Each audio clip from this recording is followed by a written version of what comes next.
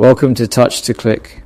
Today I'll show you how to rotate video in PotPlayer so any sideways or upside down clips look perfect and play correctly. This is quick, easy, and only takes a few clicks. Now let's get started. Step 1.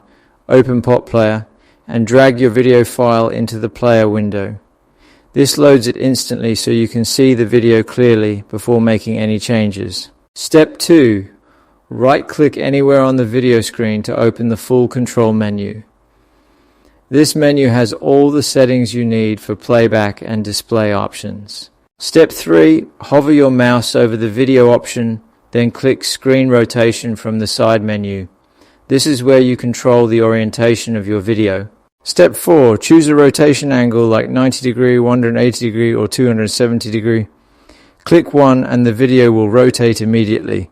You can adjust it again if it's not exactly how you want it. Thanks for watching, and don't forget to subscribe to Touch to Click for more simple and useful video tips.